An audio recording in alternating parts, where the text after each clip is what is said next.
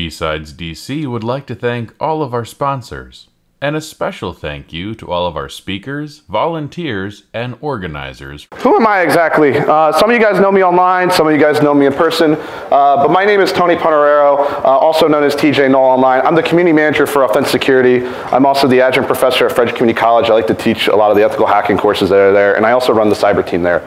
I also am the moderator at netsecfocus.com. We have an online information security community platform where we always communicate and collaborate with one another. It's a really fun platform. If you have a chance, go ahead, check it out, and see if you want to get into it. So I got a couple hobbies, right? I like to compete in cyber competitions. For the past 5 years, I competed in a total of 245. Favorite ones, I gotta say, gotta give props to Sans Net Wars Tournament Champions. Sans Holiday Hack Challenge is not on there, sadly. Sorry, Ed. MACCDC, Cyber Patriot. And I also enjoy attending security conferences. I think 2 years ago was my first year attending BSides DC, and I'm actually surprised this is my first talk actually to be here. So outside of InfoSec, because you gotta have hobbies outside, right? Hiking, traveling, play lacrosse, and I love to play video games. So what are we gonna be talking about today, right? So how many of you guys are familiar with offense security, the OSCP by show of hands? Okay, pretty much 80% of you guys, right? You're here for this, that makes sense. So my other question to ask you is, how many of you have it? Is it just, okay, 3, 4? Okay, I'm okay with that, that's good. So for some of you that are interested in taking it, we're gonna go over the prerequisites for the course, overview of the course, lab environment. I'm gonna give you some tips about how to prepare for those, the exam as well too, and also tips for taking it, and then some resources I wanna give you guys to help you guys out prepare for it, because it's not an easy course, and it's also not an easy exam. And any questions or feedback you guys have, if we have any leftover time, you guys can certainly ask me about it. So, for those of you that don't know what the OSCP is, the Offense Security Certified Professional is one of the most technical and most challenging certifications. In order to become certified, you must complete the penetration testing course that they have. They offer a 30, 60, 90-day course, right? And the hands-on exam is actually a 23-hour, 45-minute exam that you have to do. And if you get a total of 70 points or more, then you also have 24 hours to write the report itself. People who usually pass the exam can be able to prove that they have the knowledge and ability to actually identify vulnerabilities and also successfully execute attacks as well. So why did I pursue the OSCP? So when I was a senior in high school, I was taking computer classes at the Career Technology Center that we had. And it was my first security class. I was really excited, and I knew this is something I wanted to do. And during one of those classes, my teacher actually dropped the Backtrack 5 cookbook that was there, and also a CD of Backtrack 5R3. I just fell in love with it. I fell in love with the book. I fell in love with going through the tools, the resources, understanding the attack methods, and I wanted to actually learn more about how to get into pen testing, how to actually use Backtrack more comfortably. And so, this is really old. Back when I was a senior in high school, I found the penetration testing with Backtrack. OffSec had this as a course. I was like, sweet, I'm gonna go ahead and take this. This is me 16 years old at the time, and unfortunately, OffSec doesn't allow you to take the course unless you're 18. So I thought, all right, I'm gonna go ahead and try to take the PWB, in a couple years. A couple years later, PWB, decides to get replaced with PWK afterwards. And of course, when I go through the course itself, in that little valley that I have, I try to go ahead and do the try harder stuff, right? Go through the city, go through the lab itself and the content, just to get to that top of the mountain to get my OSCP, right? So in order to prepare for the course, right, OffSec has already a couple different things that they talk about that they want you to focus on before you start it, right? TCP IP networking fundamentals, right? Know how to do subnetting, learn how network traffic works, identify different types of protocols, right? Know your operating systems, Windows operating systems, Linux. Also understand how the different architectures work, 32-bit and 64-bit as well. Programming languages. Now, it's recommended to have an understanding of Bash and Python. Some other things I also would recommend is Perl, Ruby, and C++ as well too, if you have some time to learn about those. And also note-taking.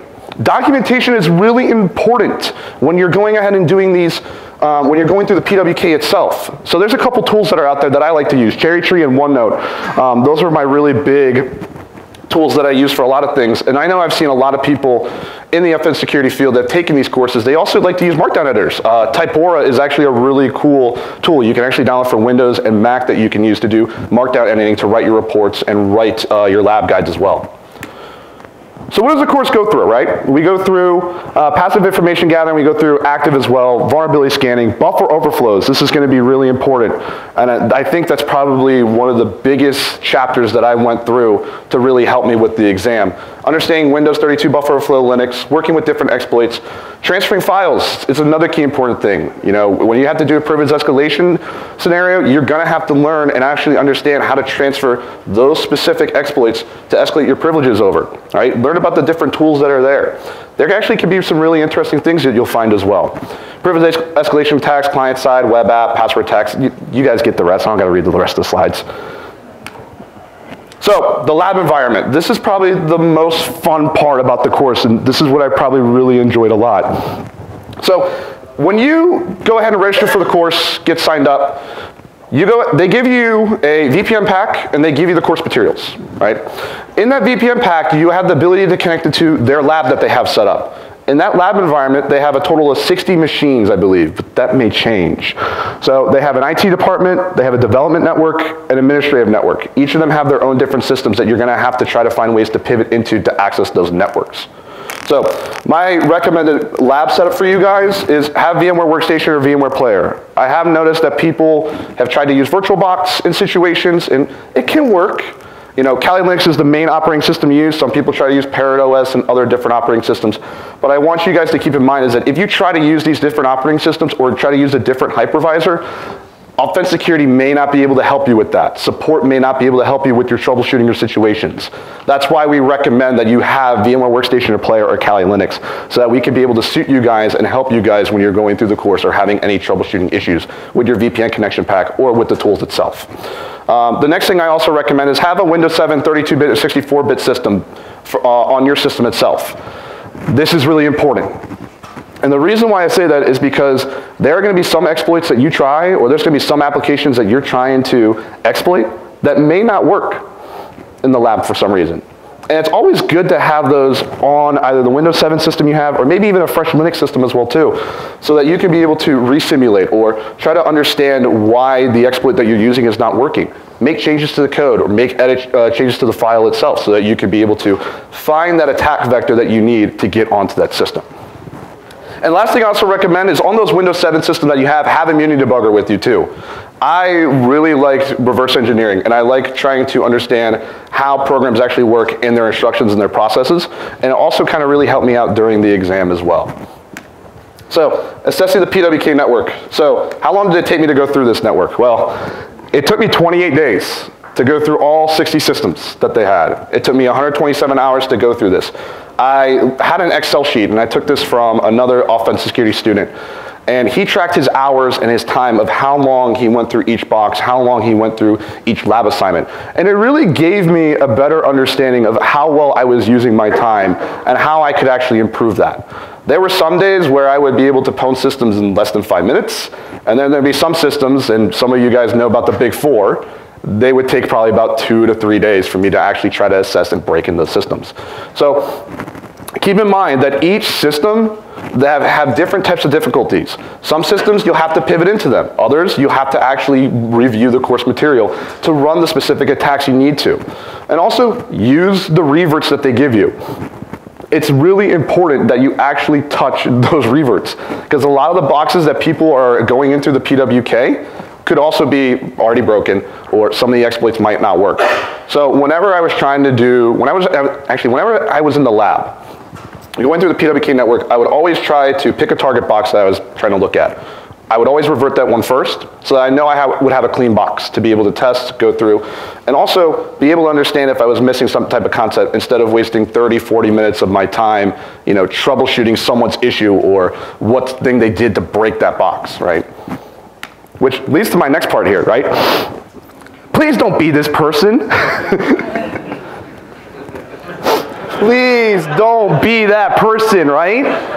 The PWK lab network is there to help everybody learn and understand all the different ways to break into systems, right? Find out the different type of attack vectors. And if you go out and patch, which I've seen a few people do, it really can frustrate a lot of people, right?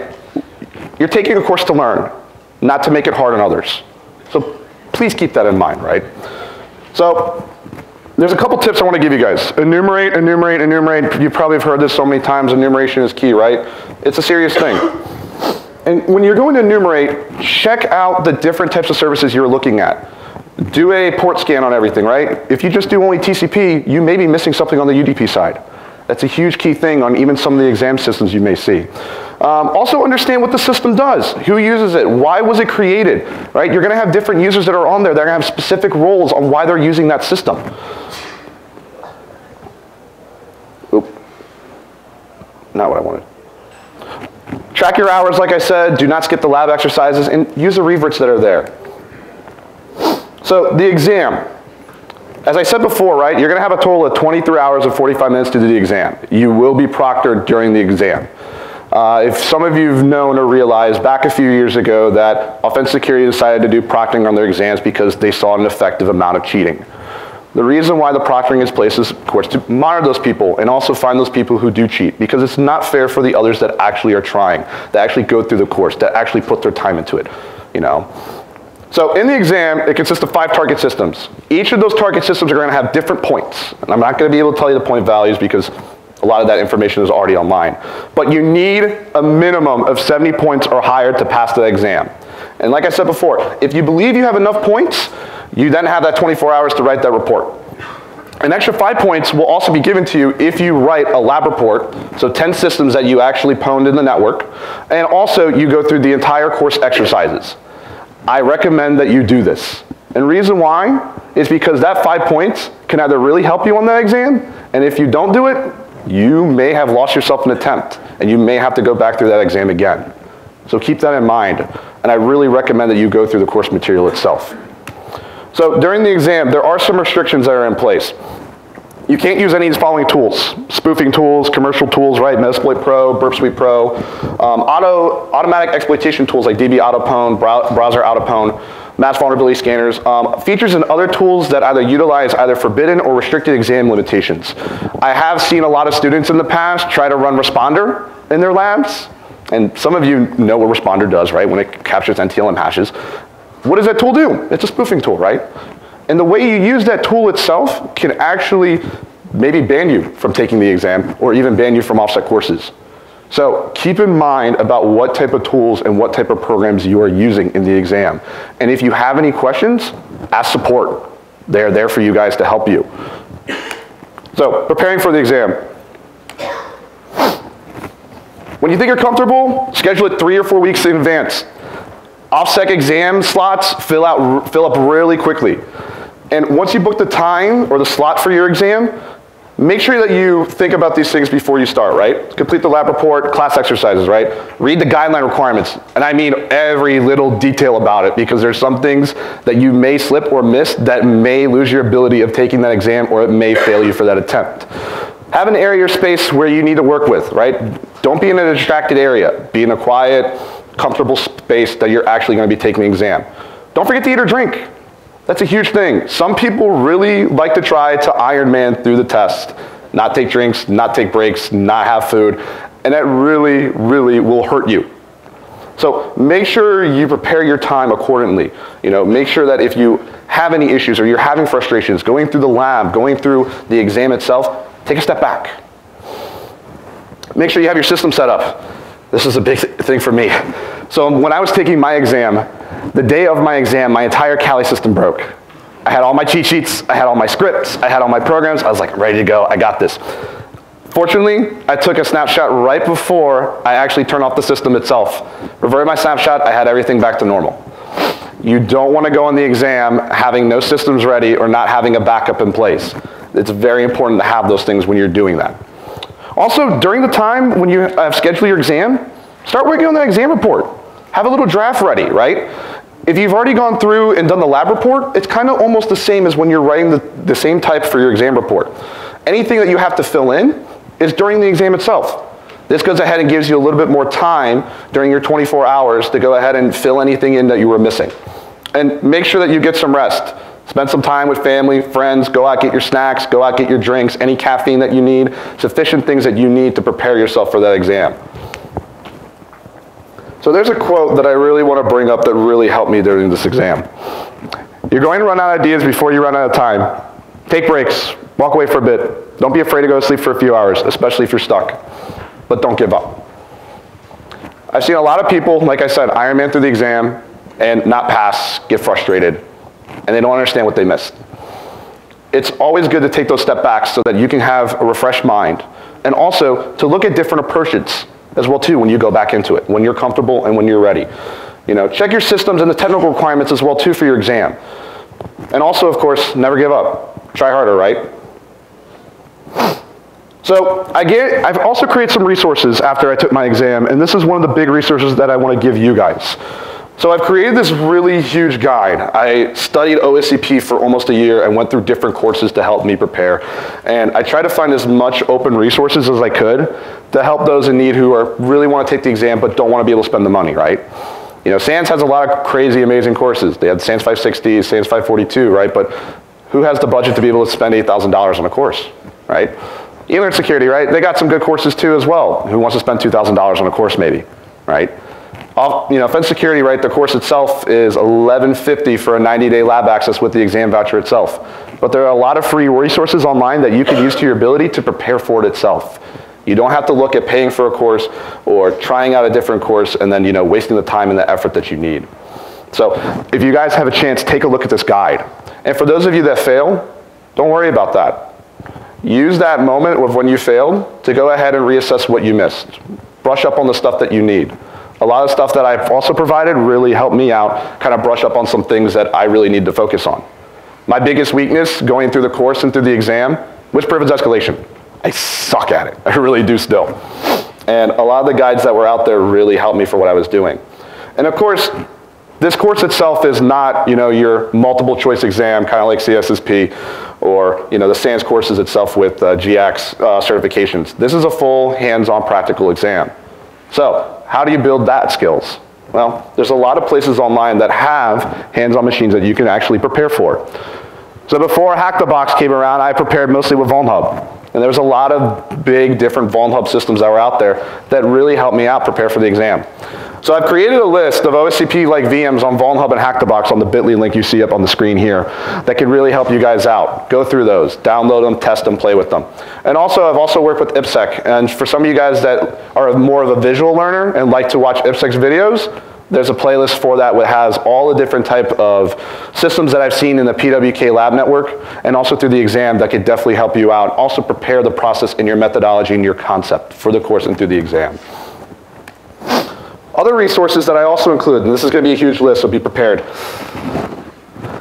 These are all in my guide, don't worry, but I wanted to also, you know, give a shout out to these three people that really helped me out. Abachi's OSCP Guide, Scrundor, and Knee Consulting. These were really helpful guides on preparing me for the exam and for the course itself.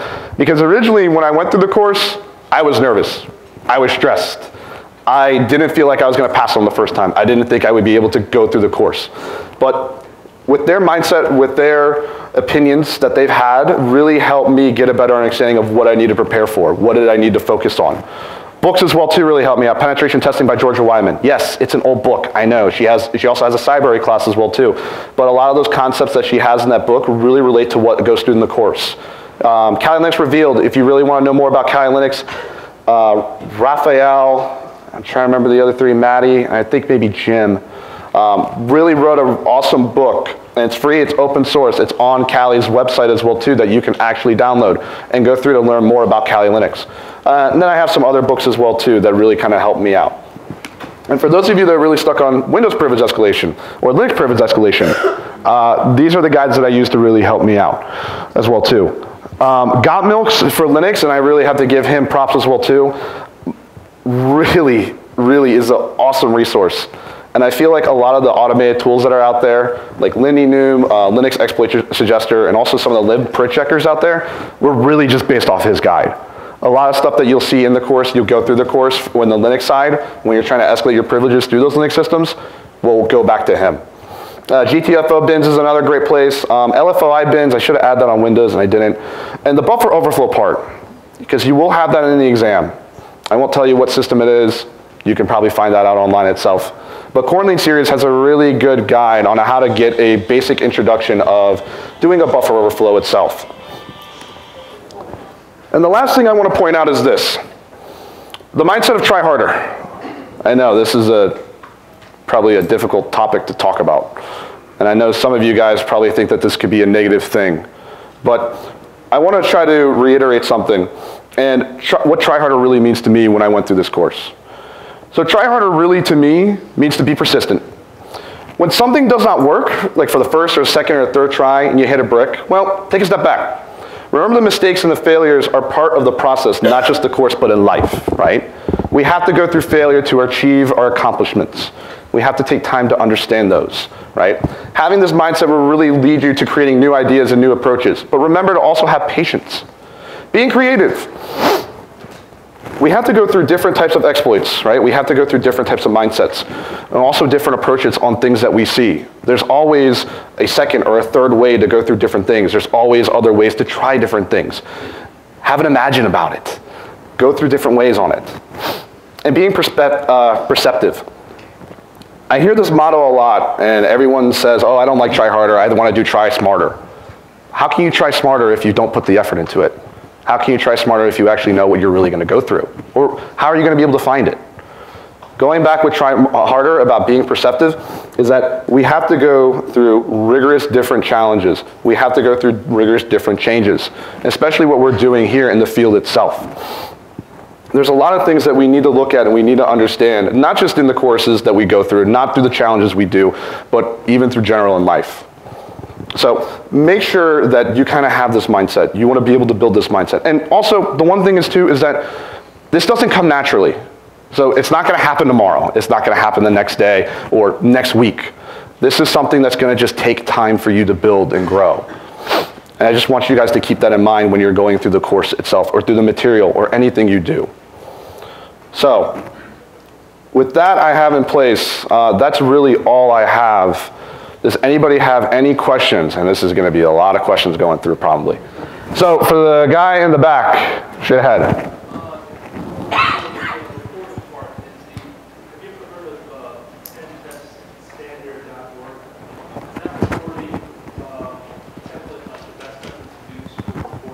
So to reiterate the gentleman's question in the back, you were talking about the penetration standards report.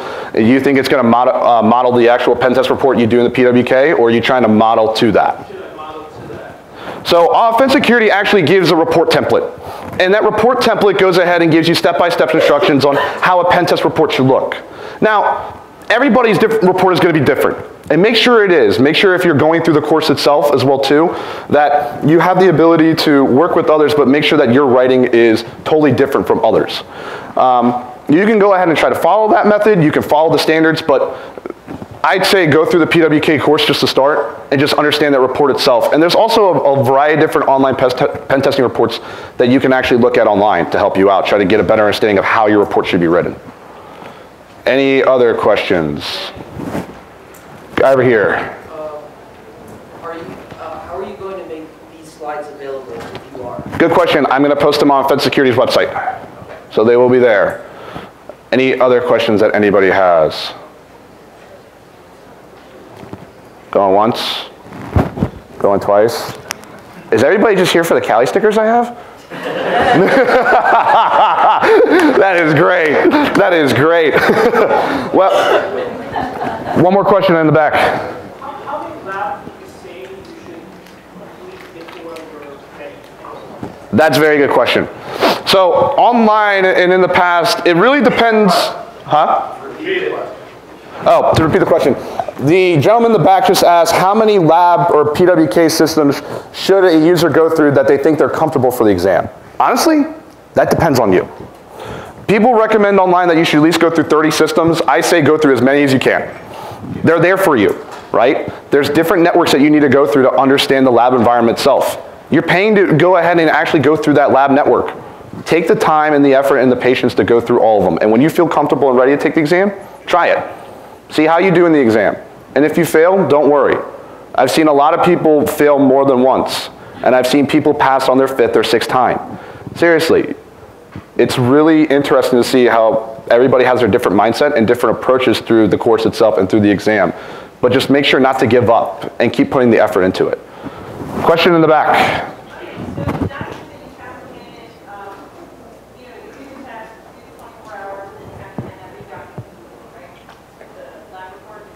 Can you repeat that again, please? I'm just curious about the lab report that you have to hand in at the end of the test. Should that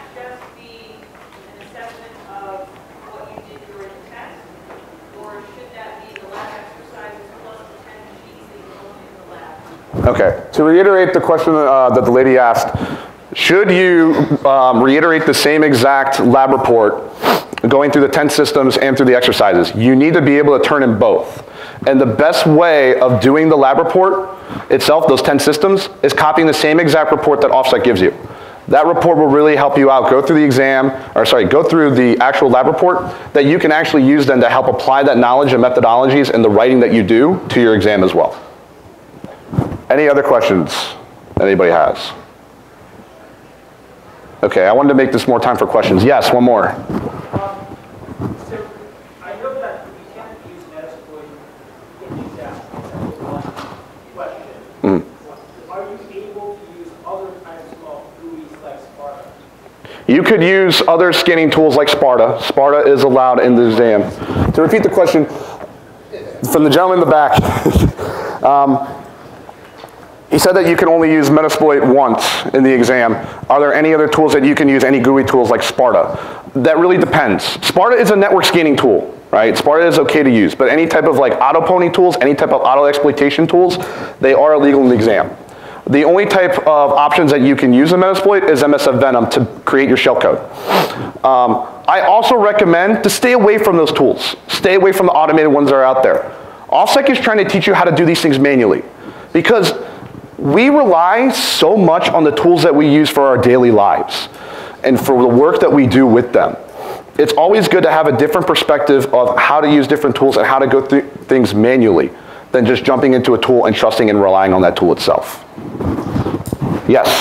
So you can't use Metasploit for exploitation except for in one instance. You can use it for the handler.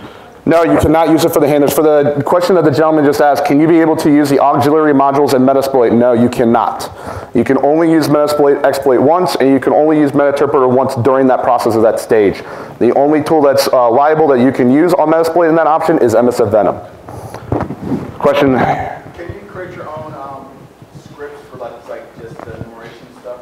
So rather than having to run in map, just like have your own scripts, just does everything in the beginning and then give you an input or an output? Good. Very good question. So the gentleman asked over here if you can be able to write your own scripts to do any type of scanning and enumeration. I totally recommend it. It's really fun, because also the other thing too is that you get to understand all the different types of programming languages and also how to write your own tools, how to script your own tools to do that. And also you could be able to try to improve some of the actual tools that common people really use. I would use that as a learning way. And also I would also test that in the lab network that you have, depending on how many days you schedule for it itself. Question here. Can you prep the scripts that you want to use ahead of time, or do you have to write them during the exam? I'm sorry, can you repeat that please? Can you prepare scripts that you want to use ahead of time that you were going to write, or do you have to compose them during the exam? So the gentleman asked, can you prepare scripts ahead of time? You can definitely prepare scripts ahead of time depending on what you're using, but I would really focus on your methodology and your concept, understanding what approach you are going to take for the exam itself. That's what I would really focus on preparing. You know, I did also, when I was preparing for my exam, I did already craft some of the exploits and also some of the binaries that I needed, but when I was going through the exam, I actually really didn't have to use those for what I needed. Any other questions? Yes, in the back.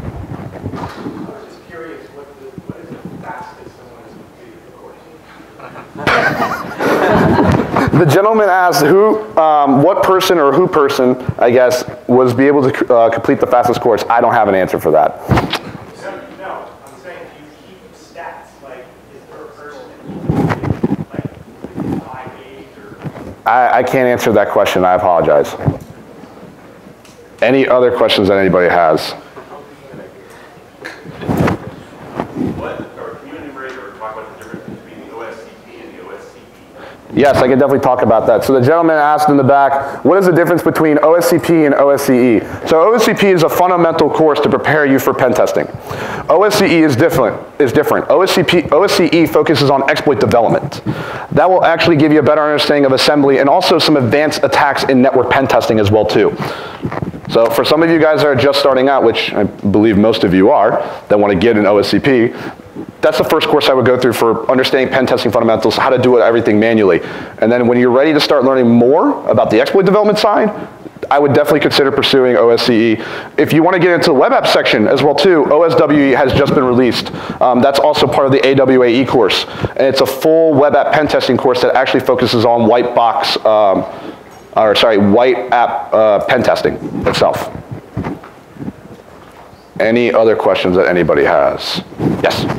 When you take the test, there's going to be somebody there paying attention to you. Is that literally somebody looming over your shoulder, like Pearson, or?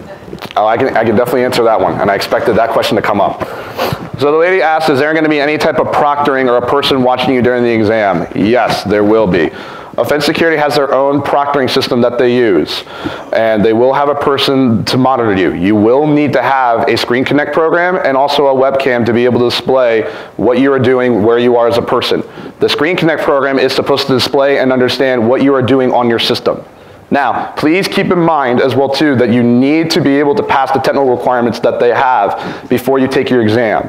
Otherwise, when you go through the exam itself, if you don't meet any of those technical requirements or you can't get your systems up, OffSec will revoke your exam attempt that you have, and you have to reschedule for another one. The other thing too that I also recommend is that if you're going to be using more than one screen, make sure you tell the proctor how many screens you're using. Otherwise, if you have 3 screens and you're using 2 other screens, you can only use that one screen for the exam. I have seen many students try to take the exam, say that they have one screen, even though they're using 3. The proctor can see you moving your mouse and detecting you doing that. And if they do, they can suspect you of cheating. So, please be honest with them, right? Any other questions anybody has? Yes? You said you had stickers? Man, it's the second time already. Yes, I have stickers here. Final questions, anybody? Going once. Okay, one more. How else do you cheat? I'm going to go home now. All right, going once, going twice, sold. Well, anyways, if you guys want to find me, you guys can find me on Twitter. I have a GitHub page that has some of my tools on there that I used in OSCP, or you can also chat with me on NetSec Focus. Thank you guys for coming out. I really do appreciate this a lot. I hope you guys enjoyed it.